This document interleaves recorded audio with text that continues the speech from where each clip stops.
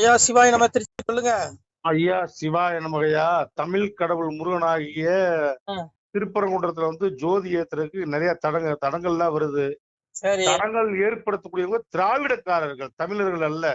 சரி அதுல பாத்தீங்கன்னா இந்த கனிமொழின்னு ஒரு அம்மா இருக்குது, சரி பயங்கரமான புத்திசாலி.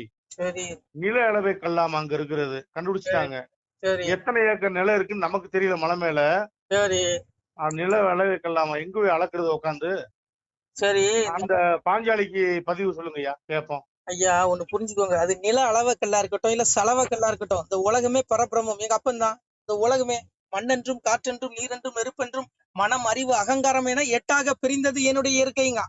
இயற்கையில ஒவ்வொரு மண்ணுலயும் பகவான் இருக்காங்க. அப்ப ஒரு கனிமொழி சொன்ன அந்த கல் தூணு சலவக்கல்லா கூட இருக்கட்டும் அளவக்கல்லா கூட இருக்கட்டும்யா, அதுல அதுவும் இறைவன் தான், எங்க அப்பன் தான். வேற யாரு? அதான் சொன்னான், என்னடங்கா ஜோதி பரன் மண்ணடங்கி இருக்கின்றேன், வேதாந்தோ சித்தாந்தோ விளம்பி வைத்தேன் வையகத்தில். என்னடங்கா ஜோதி பரன் மண்ணடங்கி இருக்கின்றேன். எங்க அப்பன் ஜோதி பரன் சிவருவான் ஒவ்வொரு மண் துகள்லயும் இருக்காங்கிறான். ஐயா ஒரு நிமிஷம், கனிமொழி உடல்ல இருங்க இருங்க இருங்க.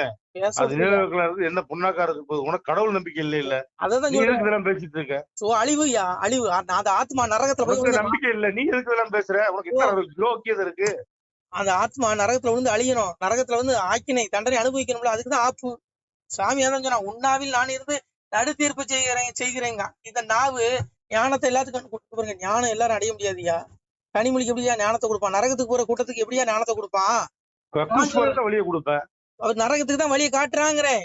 சாமி அதான் சொல்றான். இந்து பாருங்க, எம்பெருமானே சொல்றான், இந்த மொழியை தூசணிந்த இடும்பொருபடும் பாடதனை கேளு, கந்த உலகு களிப்பிடித்து காலுருகி கண்ணுணண்டு குந்த குடலும் பிறம்புற கொப்புள் சிலந்தி உண்டாகி எந்த இடமும் அலைந்தலைவார் என்னான இது தப்பாதேங்க. சனாதன தர்மத்தை எவன் பழிக்கிறான இழிக்கிறான அவன் எல்லாத்துக்கும் என்ன தண்டனை?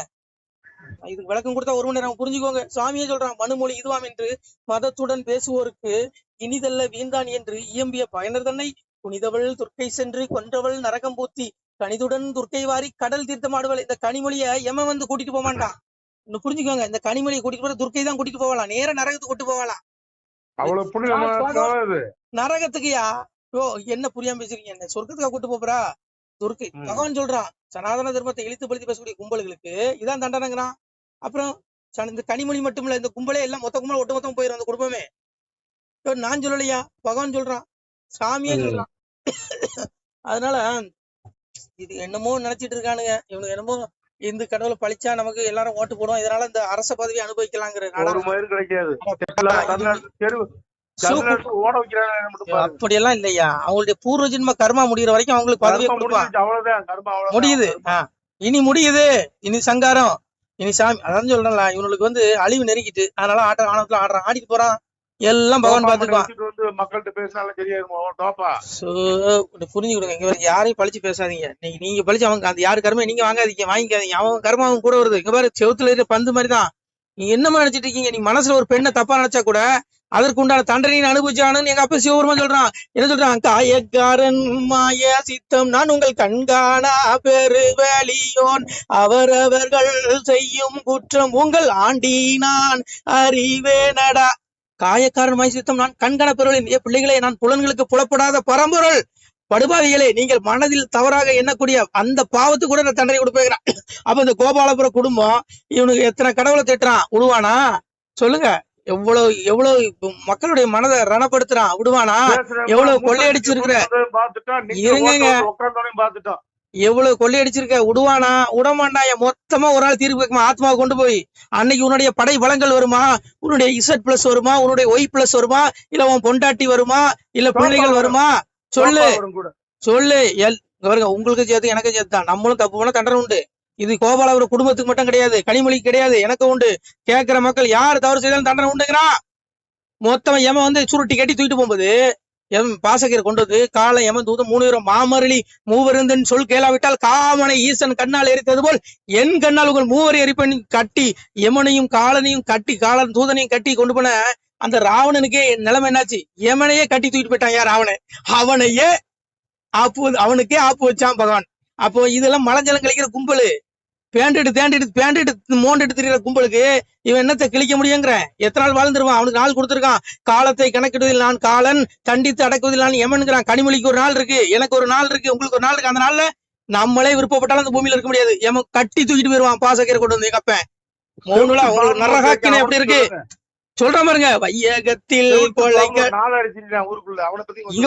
இவங்களுக்கு தண்டனையும் சாமி சொல்றான் ஐயா. சொல்றான் பாருங்க. வையகத்தில் பொய்களவு மாது சூது பிறன் மோகம் செய்யாத தீவினைகள் செய்த பேர்கள் உண்டு மானால் அகில கிடங்கில் வாழுகின்ற ஆளி புழுக்கு இறையாவீர். முன்கணக்கும் பின்கணக்கும் முதல் கணக்கும் நான் கொடுத்து கணக்கை எறிந்து விட்டேன்.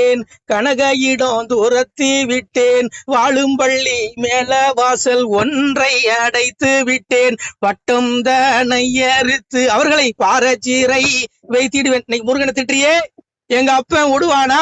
உன்ன உன் ஆத்மாவை கொண்டு போய் பாரச்சிறை நரகத்துல வைப்பேங்கிறான். நீ அங்கிருந்து மீண்டு வரவே முடியாது. அது மட்டும் இல்ல, ரஜசி பிள்ளைங்க கத்வா கர்ப்பசி ஜாயதே ததா பிள்ளைங்க தமசி மூலியம் ஜாயதேங்கிற அந்த கோபாலபுர கும்பலுக்கு என்ன கொடுப்பானா சாமி? சொல்றான் பாரு. இவனுக்கு என்ன தண்டனையா? முற்பொருள் இஞ்சி புண்ணியத்துக்கு உனக்கு 4.5 பவிசு பதவி கொடுத்துட்டேன். உன் நாள் முடியும் பொழுது உன்னை அழைத்து கொண்டு போய் உன்னை நரகத்துல புழு கொஞ்ச இடத்துல போடுங்கிறான். பக்தி சோதித்தை பல நாளும் காத்திருந்த வித்திகன் இணை வந்து வேண்டார் மேல் வீடு இழந்து திறந்த தீ நரக சீல்குட்டியில இடைக்க கொத்தி அருந்த புழுக்கள் வந்து கொஞ்சுவாங்க. அந்த புழு நெளிகிற கடல்ல இந்த கனிமொழி மட்டும் இல்ல, இன்னும் நிறைய பேர் இருக்கான் கருப்பு சட்டை போட்டு. இவன் அத்தனை பயிலையும் தூக்கி போடுவேங்கிறான். பகவான் சொல்றான். ஐயா நான் சொல்லல, நான் பொறுப்பில்லை. எங்க அப்பன் சொல்றான். கண்ணுக்கு புல போடுவானா? புலப்பட மாட்டான். இந்த ஆத்மா கண்ணுக்கு புலப்படுமா? புலப்படாது. தோண்டு போயிருவான் கட்டி. நான் என்ன சொல்றேன், இவனெல்லாம் மோண்டுட்டு பேண்டுட்டு திரிகிறோம். இவன் இல்ல பெரிய திவ்ய புருஷர்களா இவனுங்க? இவன் தேவ சரீரம் பெற்ற ஒளிமயமான தேஜஸ் உடையவர்களா இவர்கள்? சொல்லுங்க. இவன் தேஜஸ் மலஞ்சலைக்கு உடம்புடா உனக்கு. ஆத்மா ஒளி உடம்பு இல்லைன்னு சொல்லல, அது அழியாது. ஆனா உனக்கு ஆக்கினை இருக்கு நரகத்துல மோவனுகளா. கனிமொழி எனக்கு களிமொழி எந்த மொழியும் தப்ப முடியாது. நீ சரணடை, எங்க அப்பாட்ட சரணடைச்சுக்கோ. சாமி சொல்றான். தினமொரு நேரம் எந்த திருமொழி அதனை கேட்டால் பனி வெள்ளம் போலே பாவம் பறந்திடும் நிசமே சொன்னோம். கனிமொழி சோதிவாக்கும் கையெழுத்தாதி நோக்கும் துணிவுடன் கேட்டோர் உற்றோர் தொலைத்தனர் பிறவிதானேங்கிறான். எங்க அப்பாவுடைய திருவாசகத்தை நீ காதுல கேளு. இது கனிமொழி ஆகட்டும் இல்ல கருப்பு சட்ட கும்பல் கோபாலபுர குடும்பம் எல்லாத்துக்கும் சொல்றேன். கேளு.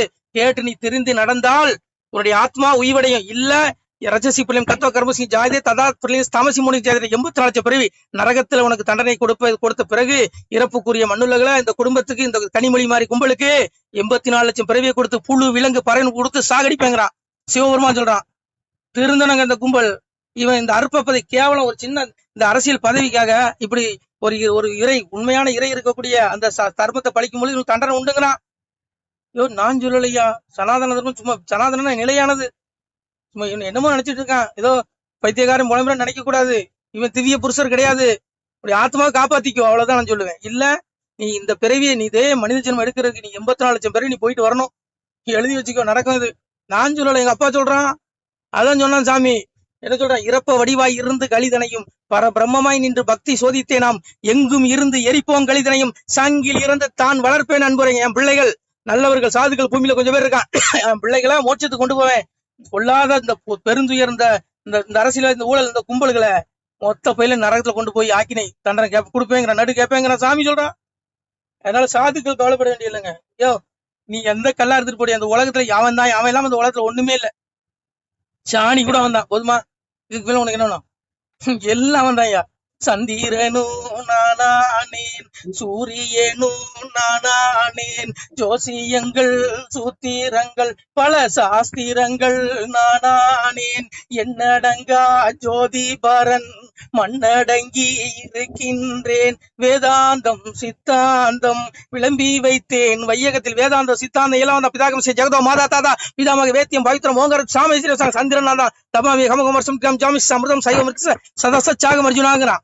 சந்திரன் தான், சூரியன் தான், வேதாந்த சித்தாந்தம் மண்ணுல ஒவ்வொரு அண்டத்துல நான் இல்லாம ஒண்ணுமே இல்லைங்கிறான். அனைத்தவங்க கனிமொழி உடம்புல கனிமொழி இதயத்துல இருக்கான். இந்த கனிமொழி இருக்கு பாருங்க, கனிமொழி அது இது ஈஸ்வர சர்வபூதான விருதே. அந்த ஜீவன்ல நான் இருக்கேன், அந்த இதயத்துல நான் இருக்கேங்க. கனிமொழி வயிற்றுல அக்னி வடியில என்ன சொல்றான்? தப்பா அக்னி வடியில இருந்து அந்த உணவுகளை நான் தான் ஜீரணிக்கிறேங்கிறான். கனிமொழி உடம்புல இல்ல எல்லா ஜீவராசிகளும் அகம் வைஸ்வனர பூத்வா பிராணி நாம் தேகமஸ்திதா பிராண பானசம்தா பசாமின்னு சதுர்விதங்கிறான். இந்த பூமியில எத்தனை ஜீவராசிகள் இருக்கிறதோ, மனுஷன்ல இருந்து ஆடு மாடு கோழி பண்ணி ஜீவராசிகள் எந்த ஜீவராசிகள் எந்த உணவை உட்கொண்டாலும் அதை நான் தான் ஜீரணிக்கிறேன். உண்ணும் உணவு உந்தப்படுவதும் உறிஞ்சப்படுவதும் அனைத்தும் நானே செய்கிறேன். உட்சுவாசமும் வெளிச்சுவாசம் என உயிர் மூச்சும் நானே. காலத்தை கணக்கிடுவதில் நான் காலன், தண்டித்து அடக்குவதில் நான் எமன்கிறான் எங்க அப்பன். முட்டாள், உனக்கு அறிவு இருக்கான்னு கேக்குறேன். இந்த கனிமொழி உடம்புல யாரு உட்சுவாசம் எங்க அப்பன் சிவன். அந்த அவளுக்கு கனிமொழியுடைய அந்த நாளை முடிக்கிறதவன். காலத்தை கணக்கிடலாம் தண்டித்து எமன்கிறான். வயிற்றுல அக்னி வடிவில இருந்து ஜீரணம் பண்றான். எல்லாம் தான் பண்றான். கர்மத்துக்கு பயனளிப்போம் நானேங்கிறான். அது பூர்வ ஜென்மத்துல பண்ண புண்ணியத்துக்கு ஆள்ற பதவி வாய்ப்பு கொடுத்துருக்கான். எம்பியா இருக்க இரு, உனக்கு இருக்கு இரு பொறு, உனக்கு நாள் வரும். கனிமொழிக்கு மட்டும் இல்ல எல்லா பயிலுக்கும் வரும், எழுதி வச்சுக்கோ. சும்மா இல்லைங்க, இது உனக்கு என்னமோ நினைச்சிட்டு இருக்கான். அட பாவிகளா, அன்னைக்கு ராவணன் நவகிரகங்கள் அத்தனை பேரையும் அடிமைப்படுத்தினான். அன்னைக்கு வாயு பகவானை பிடிச்சிட்டு வரான். பஞ்சபூதங்கள் அடிமைப்படுத்தினான். வாயு பகவானை பிடிச்சிட்டு வந்து என்ன சொல்றான்,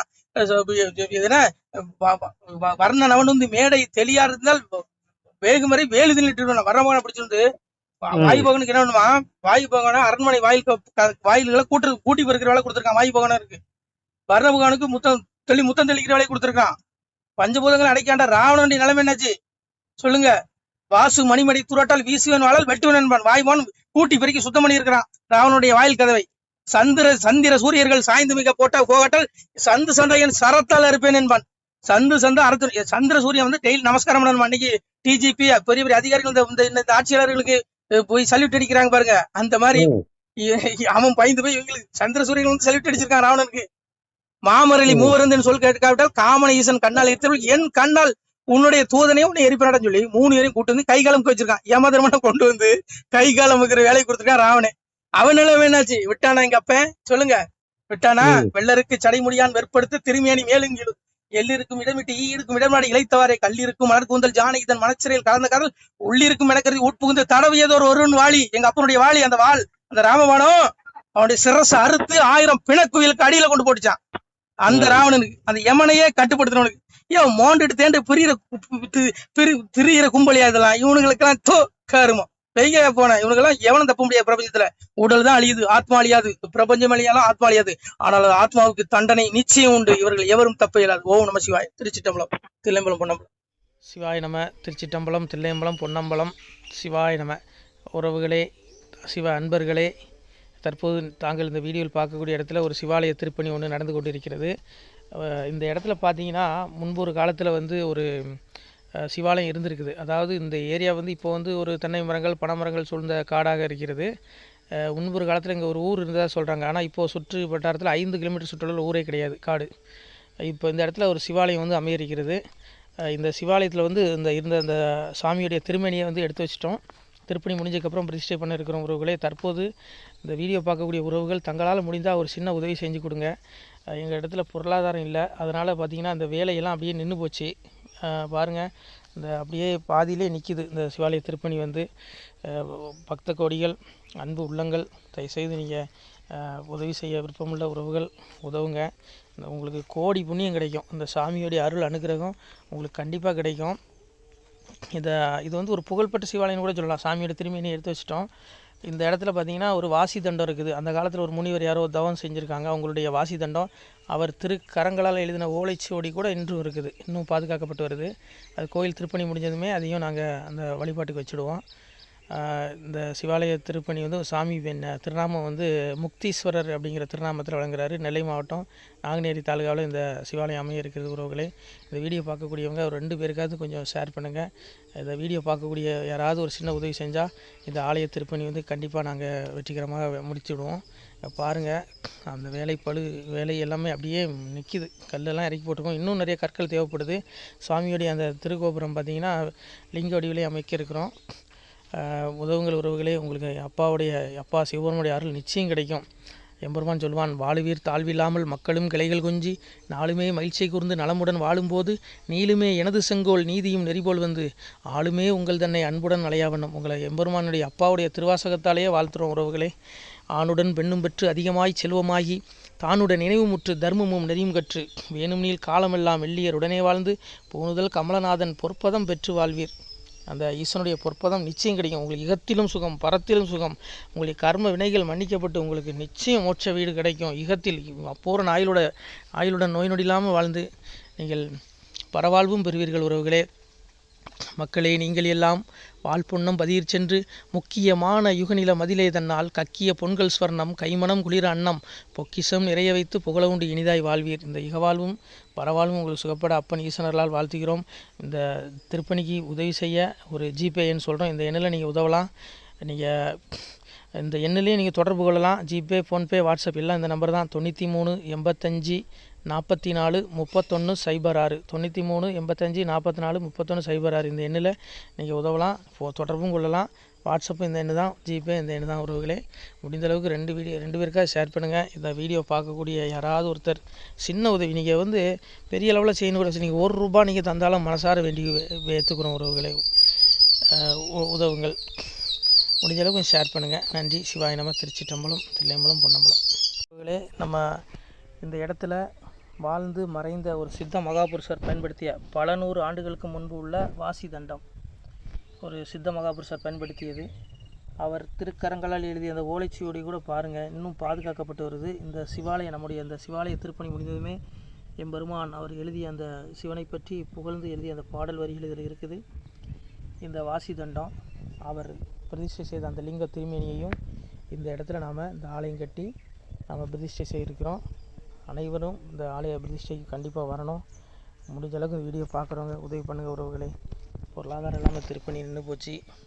முடிஞ்ச அளவுக்கு ஷேர் பண்ணுங்கள், உதவுங்க. நன்றி. நம சிவாய. திருச்சிற்றம்பலம், தில்லையம்பலம், பொன்னம்பலம். இந்த புண்ணிய பலன் தங்களுக்கு கோடான கோடியாக வரும். உறவுகளை, நம சிவாய.